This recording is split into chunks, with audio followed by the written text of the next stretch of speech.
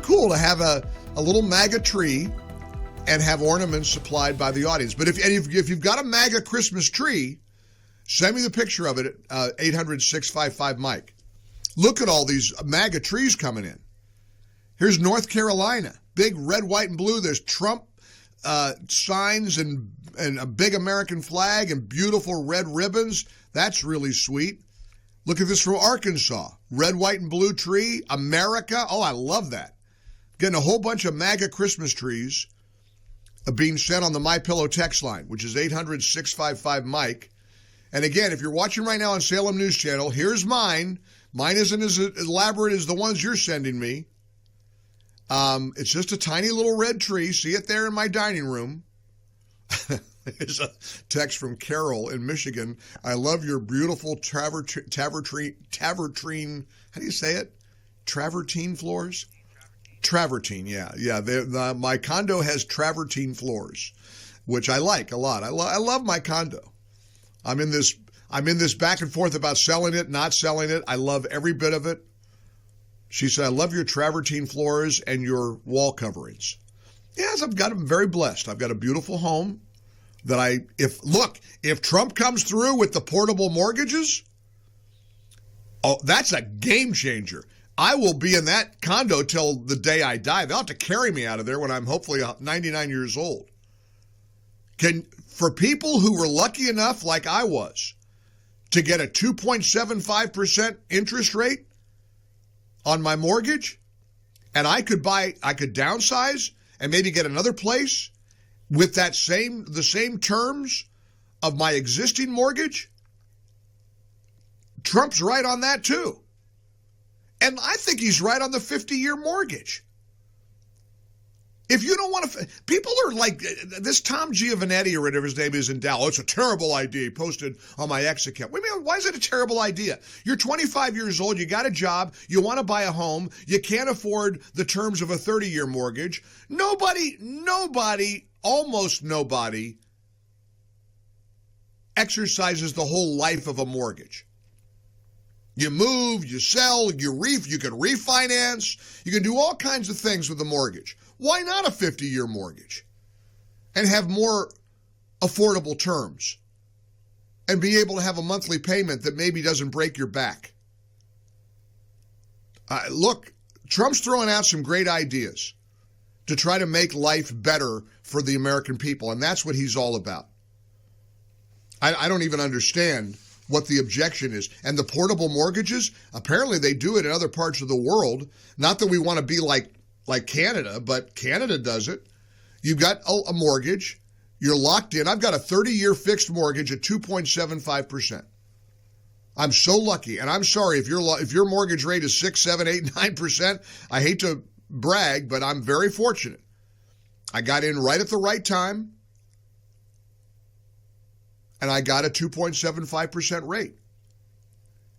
One of the disincentives is I'm thinking about downsizing and thinking about what life is going to be like for me in the next 10 or 20 years.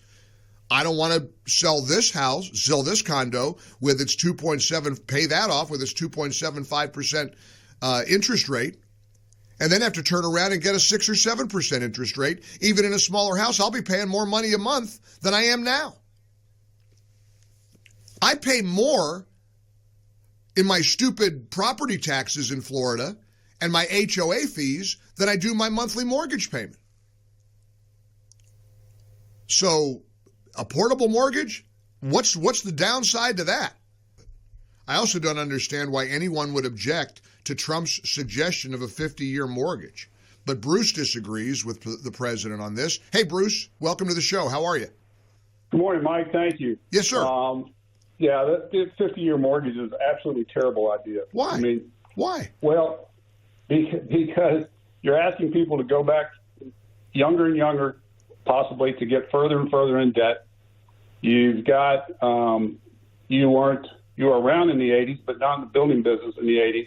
It's very similar to what they did in the 80s when they didn't bother qualifying people for home loans. Right.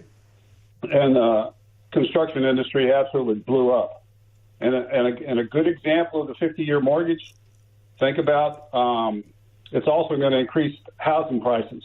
Think about education loans.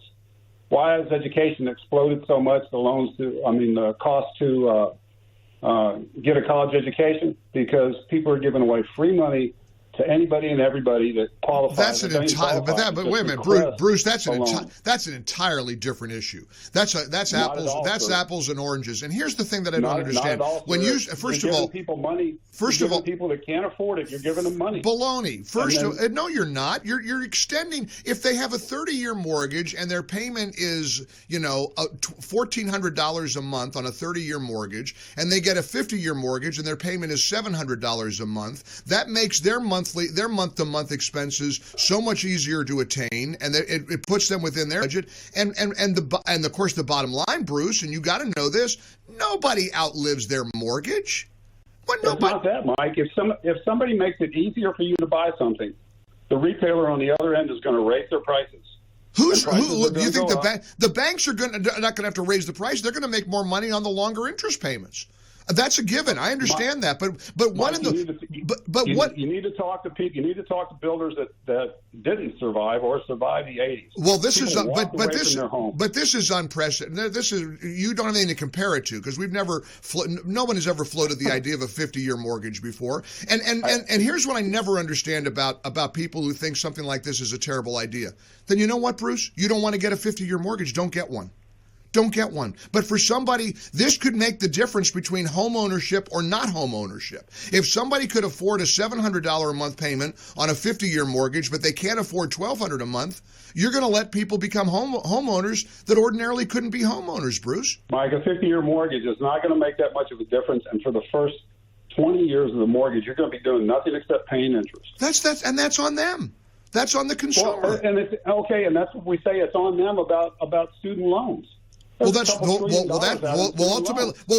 that's true. That's why it's ridiculous to try to forgive student loans. You want to borrow money to go to with your 50-year mortgage. You want to go walking away from houses. You want to go to mortgage. You want to go to college and borrow money to go to college. Then that's on you. Nobody should bail you out. You know, going in with your eyes wide open, what you're doing with college loans. I am so tired of people acting like people that get college loans are victims. They're not victims. Hey, guess what? Don't go to college. You can't afford it, don't go. I didn't say they were victims, Mike. They need to repay their loans. It's just like the people Absolutely. in the 80s and 2008 and 2009 needed to repay their loans on the home. That's right. But they didn't. They walked away. And who picked up the tab? Well, you and me. Yeah, no, nobody's going to take it to task. We're not going to be responsible for bearing the burden of somebody who takes out a 50-year mortgage. I mean, look. Yeah, you are, Mike. It's going to go to Freddie Mac and Freddie Mae.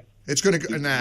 No. You're look, absolutely going to bear the brunt of it. No, you're not. You're a panicking. You're a panicking. You're panicking. You're panicking over a Trump idea. That's all. I survived the 80s, and I survived 08, 09. And we'll all survive it all. I want to see my kids have to go through that. I want somebody to be a homeowner who wouldn't ordinarily get to be a homeowner, and you don't. I guess you don't want people to have home ownership. Look, I know your arguments are solid. I get that your arguments are solid. It's unconventional. But you got to open your mind. Trust the guy. Trump knows what he's doing. He's got a good thought here. But I appreciate the pushback, Bruce. Hang in there. Don't panic. Take big deep breaths. Trump's got this. 12 before the hour. 800-655-MIKE. For full shows, live and on demand, it's Salem News Channel.